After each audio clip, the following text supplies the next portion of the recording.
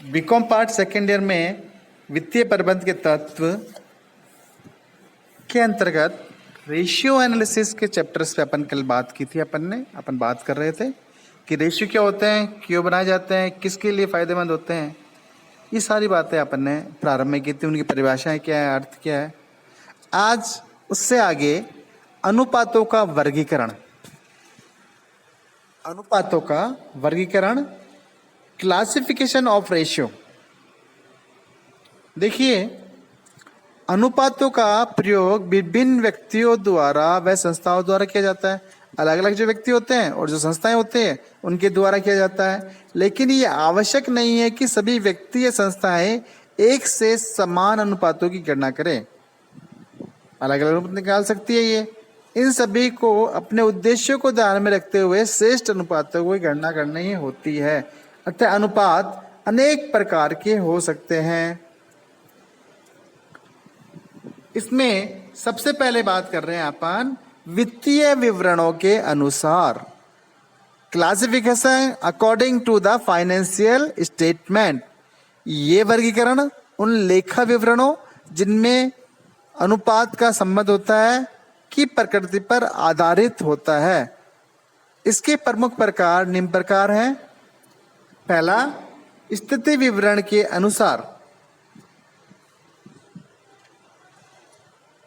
इन्हें वित्तीय अनुपात भी कहते हैं। ये अनुपात स्थिति विवरण में दिए गए दो मदों या मदों समूह के मध्य ज्ञात किए जाते हैं। ये निम्न प्रकार है। देखिए, चालू अनुपात, तरल अम्लपरक अनुपात। देखिए, चालू अनुपात को हम बोलते हैं करंट रेशियो, तरल अम्लपरक अनुपात को बोलते हैं लिक्विड एसिड टेस्ट रेशियो। इसको हम क्विक लिक्विड टेस्ट रेशियो भी बोल सकते हैं, quick liquid acid test ratio बोल सकते हैं। ऋण समता अनुपात, डेप्स इक्विटी रेशियो, और अन्य अनुपात यथा स्टॉक अनुपात, चालू संपत्तियों का अनुपात, देय विपत्र व देय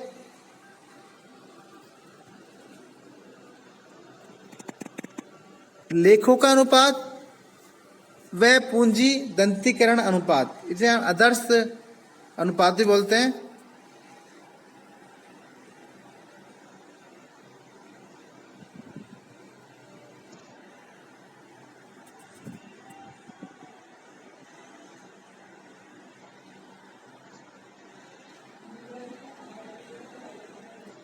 अगली बात करते हैं आय विवरण के अनुपात या परिचालन अनुपात।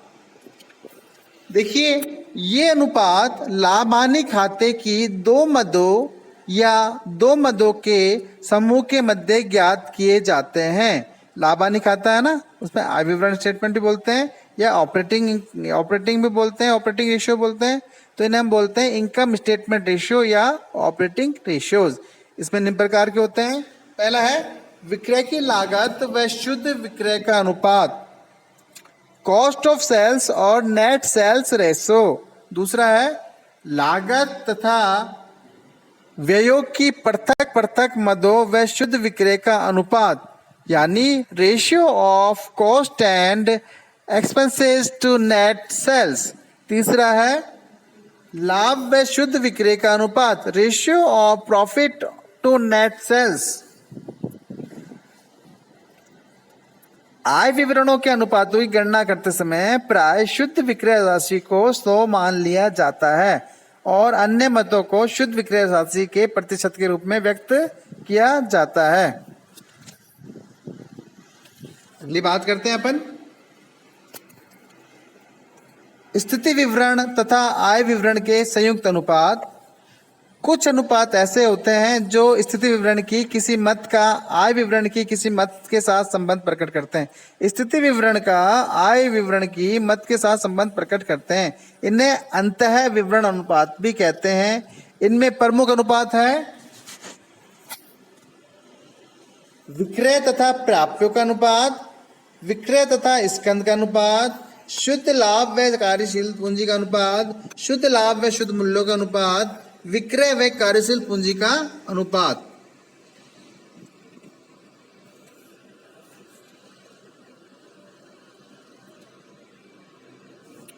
उद्देश्यों या प्रयोजन के आधार पर, on the basis of the objective और पर्पज, उद्देश्यों के आधार पर अनुपातों का वर्गीकरण अधिक व्यवहारिक व उपयोगी है। व्यवसायिक संस्था से संबद्ध उनमें हित रखने वाले विभिन्न पक्ष जब संस्था का वित्तीय विश्लेषण करते हैं तो वे केवल अपने हितों को ध्यान में रखते हैं। अपने उद्देश्य व हितों के वशीभूत होकर वे केवल उन्हीं अनुपातों का विश्लेषण करते हैं जिनमें उनकी रुचि होती है।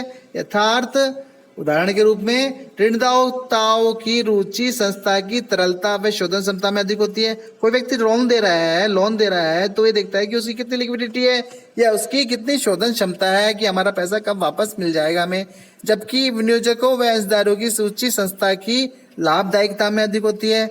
अगर वो शेयर होल्डर्स है या इन्वेस्टर है तो देख कितना प्रॉफिट संस्था कमा रही है, उसके संबंध में वो इस तरह का रेशियो चाहेगा।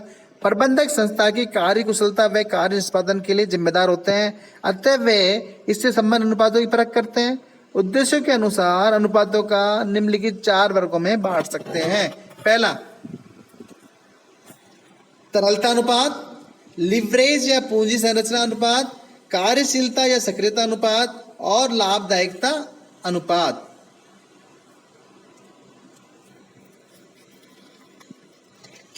क्रियाशीलता अनुपात, ये अनुपात संस्था की क्रियाशीलता अथवा कुशलता का मापन करते हैं। इनकी सहायता से ये जानने का प्रयास किया जाता है कि संस्था को उपलब्ध साधनों अथवा संपत्तियों का प्रभावी उपयोग किया गया है अथवा नहीं। कुशलता, कार्य कुशलता की बात कर रहा है। इन अनुपातों में प्रमुख रूप से निम्नलिखित होते हैं कि उनकी एफिशिएंसी क्या है, एक्टिविटीज क्या है। वो एक्टिविटीज रेशियो, इसलिए हम उनको एक्टिविटी रेशियो कहते हैं। पहला है स्टॉक आवर्त अनुपात, दूसरा लेनदार आवर्त अनुपात, तीसरा देनदार आवर्त अनुपात, कुल संपत्ति अनुपात, स्थायी संपत्ति आवर्त अनुपात, चालू संपत्ति आवर्त अनुपात, पूंजी आवर्त अनुपात, शुद्ध कीमत आवर्त अनुपात, शुद्ध कीमत आवर्त अनुपात। ये इस प्रकार 8 होते हैं। शुद्ध कीमत आवर्त अनुपात, इनको अगर आप इंग्लिश में बात करें तो इंग्लिश में हम बोल सकते हैं स्टॉक और inventory turnover ratio, debts turnover ratio, creditors turnover ratio, total assets turnover ratio, fix asset turnover ratio, current assets turnover ratio और कैपिटल टर्नओवर रेशियो। लास्ट है नेट वर्थ टर्नओवर रेशियो। लाभदायिकता का अनुपात, ये अनुपात वे अनुपात होते हैं जिनकी सहायता से संस्था की लाभदायिकता का मापन किया जाता है। लाभदायिकता संस्था की लाभ अर्जन की क्षमता का माप है जिसे विक्रय अथवा विनियोग से संबंधित करके मापा जाता है। इन अनुपातों में प्रमुख रूप से निम्न अनुपात पाए जाते हैं। लाभदायिकता अनुपात वो अनुपात होते हैं जो संस्था की लाभदायिकता का मापन करते हैं। विक्रय और विनियोग से संबंध करके इसका मूल्यांकन किया जाता है। तो विक्रय पर आधारित लाभदायकता अनुपात है सकल लाभदायक अनुपात, परिचालन अनुपात, परिचालन लाभ अनुपात और शुद्ध लाभ अनुपात। विनियोजित पूंजी पर प्रत्याय या विनियोजित पूंजी पर आधारित अनुपात। विनियोजित पूंजी पर आधारित अनुपात निम्न प्रकार के हैं। पहला, स्वामित्व कोषों पर प्रत्याय, समता पूंजी पर प्रत्याय, कुल संपत्तियों पर प्रत्याय, विनियोजित पूंजी पर प्रत्याय।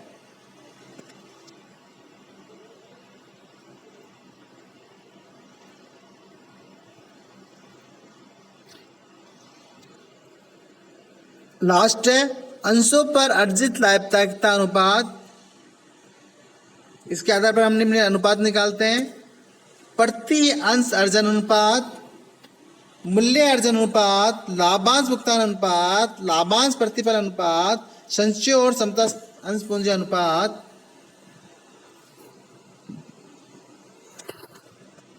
इन सारे अनुपातों की डिटेल वित्त सूत्र, फॉर्मूलाज एक एक दीर्घ के साथ एक एक अच्छी तरह से साथ अगली क्लास में समझाने का प्रयास करूंगा। ये सिर्फ आपको आज नाम याद रखने हैं। नाम याद रखने पर मैंने आपको बताने का प्रयास किया है कि वित्तीय विवरणों के अनुसार होता है, वित्तीय विवरण के अनुसार 3 होते हैं, स्थिति विवरण के अनुसार, आय विवरण के अनुसार और स्थिति विवरण तथा आय विवरण के संयुक्त अनुपात के आधार पर। उद्देश्य के अनुसार होते हैं और इसके अलावा हमारे पास क्रियाशीलता के आधार पर होते हैं, लाभदायकता अनुपात होते हैं। इस प्रकार 4 अनुपात है, 4 अनुपातों के सब पार्ट होते हैं, उन सबको आपको डिटेल से याद रखना है। जब आप फार्मूलाज याद करेंगे, जब प्रश्न हल करेंगे तो ये ऑटोमेटिक आपके सामने, आपकी नजरों के सामने याद हो जाएंगे। आज के लिए इतना ही काफी। Thank you very much, doctor Vijay Kumar.